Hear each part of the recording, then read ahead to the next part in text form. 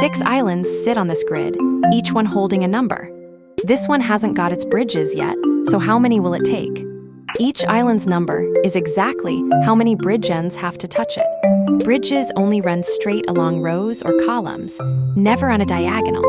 Between any 2 islands, you can build at most 2 bridges, side by side. Bridges can never cross each other, and every island has to end up in one connected group. That 2 in the top left corner only lines up with the 3 below it, so a bridge locks in straight down. A second line joins it, giving that corner its full 2 bridges. The 3 at bottom left still needs 1 more, so a bridge reaches sideways to the middle 4.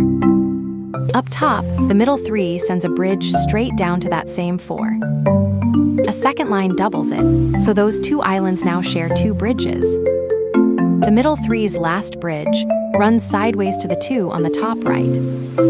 That top right 2 sends its second bridge straight down to the bottom right 2.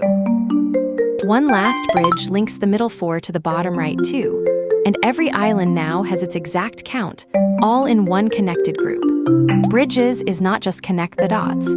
It trains constraint logic, since a number caps exactly how many bridges its island can hold. It trains spatial planning, since every bridge has to stay straight and clear of the others.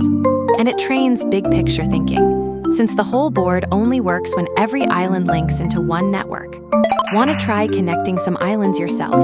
Open your browser and go to playmemorize.com/Hashiwokakero, or scan the code on screen if that's faster. Then start drawing your own bridges, one island at a time.